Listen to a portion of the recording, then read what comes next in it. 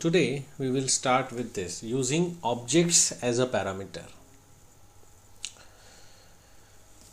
Now here we can see we can pass integer as a parameter, we can pass character as a parameter, we can pass double value as a parameter, positive value, negative value, we can pass as argument. So in this program we will learn how we can pass object as a parameter. So to understand this concept, let us first create a simple class test. Class test contains two integer kind of a variable a and b. We have a constructor test, we have a parameterized constructor test which accepts two arguments from the user I and j and initialize the value of a and b. We have one equals function, we have written one equals function. This equals function, it accepts one argument from the user, it checks something, and this function returns either true or false. Either this function will return true or this function will return false. Therefore, the return type of this function is mentioned as a boolean. Okay, boolean, either true or false. So this is a simple class we have created. Now we want to use this class. We have created another class, we have written a main function. Inside main, we want to create an object of this class test. So let's create an object of class test. Test ob1 is equal to new test 100,22. So after this line we create an object ob1, and we know as soon as we create an object, constructor gets called automatically at the time of object creation. So here, while creating an object, we are passing two arguments.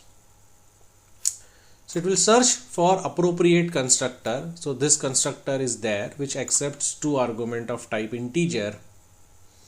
So when we create an object ob1, automatically the constructor will get called. Your ob1 will get created.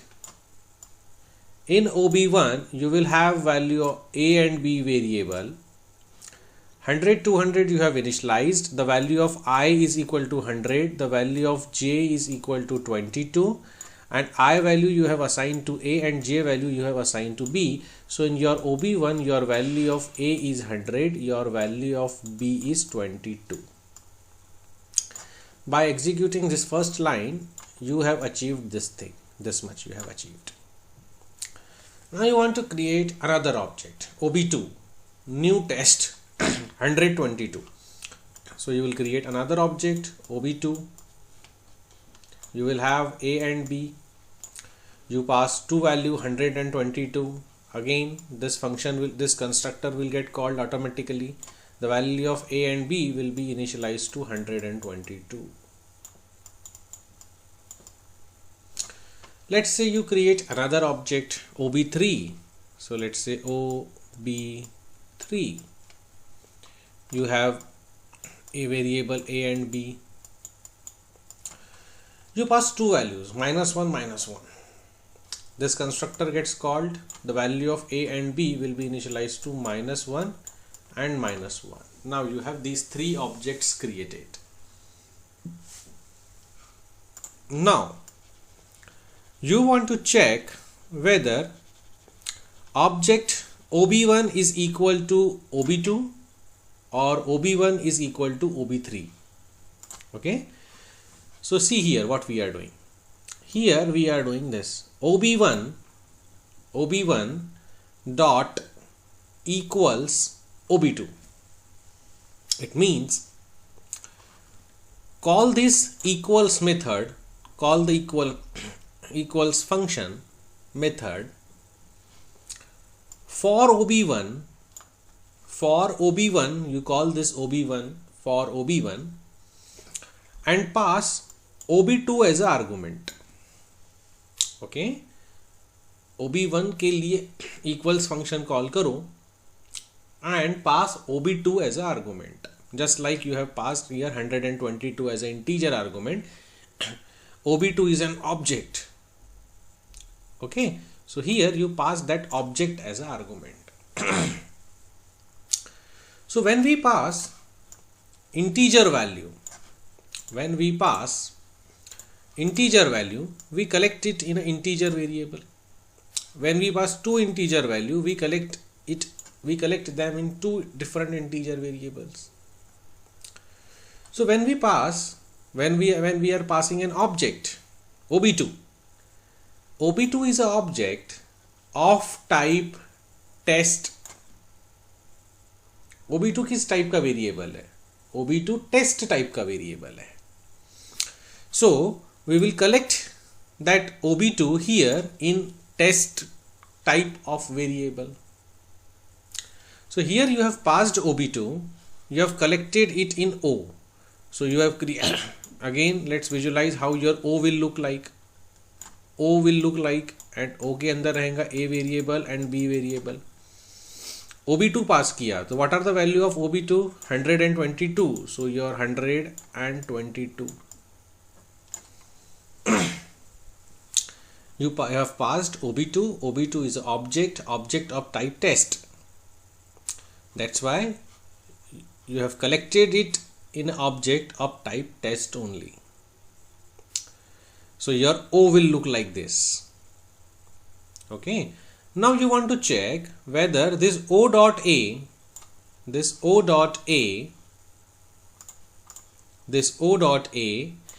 is equal to this A, ob1 का A और ये A, if these two A's are same, and if O dot B and ob1 का B, if these two B's are same, then you can say that कि ob1 and ob2 are equal.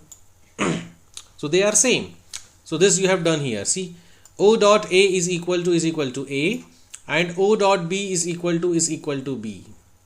If this condition satisfies, return true. I mean both the objects are same. If this condition is not satisfied, return false. Both the objects are different. So O dot A, this refers to this value. O dot B, this refers to this value. And normal A represents value of ob1. Normal B represents the value of B from ob1. Why from ob1? Because equals function you have called with respect to an ob1 value.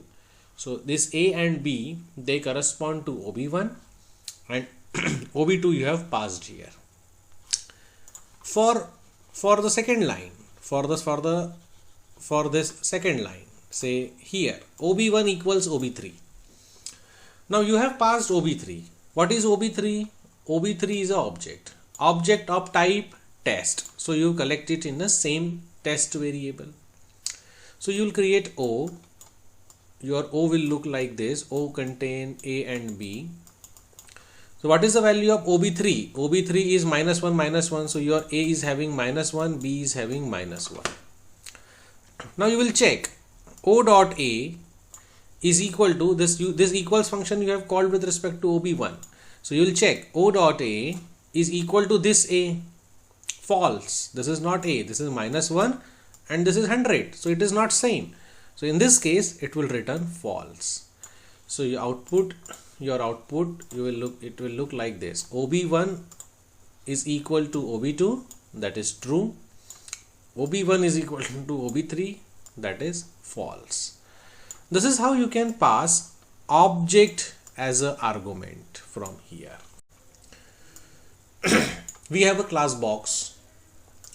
we have three variables: width, height and depth.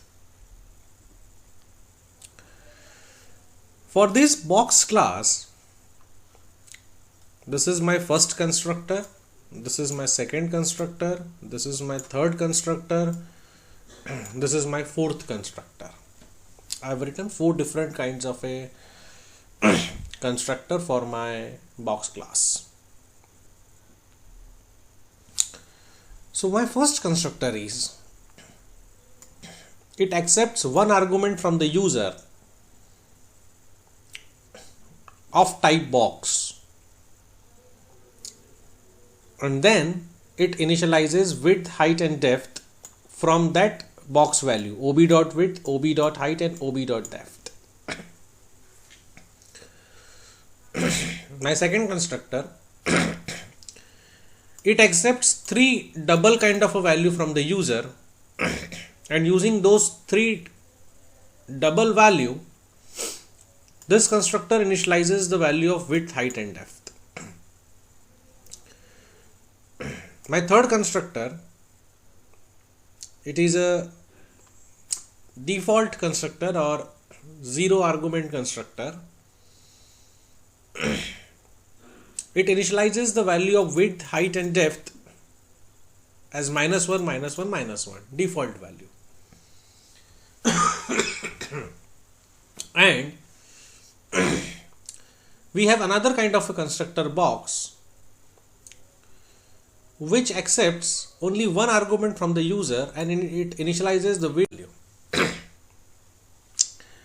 And we have a normal function here, volume function. It multiplies the width, height and depth, and whatever value is there, it returns the value. So these are 5 functions written inside the class box. Now let us use this class. For that, this is class name. We have created another class, the main function. Okay. Now let's create first object, myBox1. So myBox1 is equal to new box 10, 20, 15. 3 arguments we have passed. So we know whenever we create an object of a class, constructor gets called automatically. So for this object, myBox1, we will search an appropriate constructor. We have 4 constructors, 1, 2, 3, 4. So out of these 4, which constructor should get called for this 10, 20 and 15? 3 arguments. So this constructor is there. It accepts 3 arguments from the user. So for this object, this constructor will get called. So value of 10, h is 20 and d is 15, because 3 values user has passed. So when you will create an object myBox1, so it will contain width, it will contain height, it will contain depth. So it will initialize the value of width, height and depth from 10, 20 and 15. 10, 20 and 15. This is your myBox1.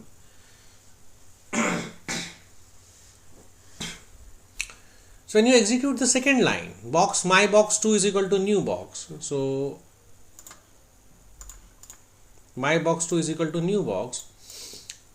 So here we are not passing any argument. So constructor gets called automatically at the time of object creation. We have 4 constructors. So for the second line, the appropriate constructor is this one without any argument. So we'll create myBox2. It will have the width, it will have the height, it will have the depth value, and we will initialize the width, height and depth value to -1, -1, -1, -1, -1, -1. We'll execute the third line. myCube is equal to new box 7. So only one argument is there, 7. So out of the 4 available constructors, which constructor will get called? This one. It will accept one argument. The length value is 7. So width, height and depth will be initialized to 7. So you will have one my box, my cube. This object is there. Width, height and depth, 3 variables will be there. You will initialize it to 7, 7, 7. Now in the next line, box my clone is equal to new box my box 1.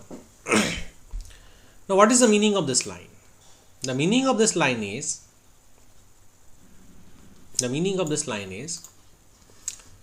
you create an object my clone नाम का एक object बनाएंगे, and your my clone object should be the copy of my box 1. Whatever is there in the my box 1, copy exactly the same thing here in my clone. So create my clone object. It will contain width, height and depth. Okay. The parameter that you are passing is my box 1. What is my box 1? This is your my box 1. So you are passing my box 1 as an argument. So one argument of type box you are passing here. So constructor gets called automatically at the time of object creation. So which constructor is appropriate for this? The first one. See, here you have passed 3 values, 10, 20, 15. So this constructor gets called 3 values wala.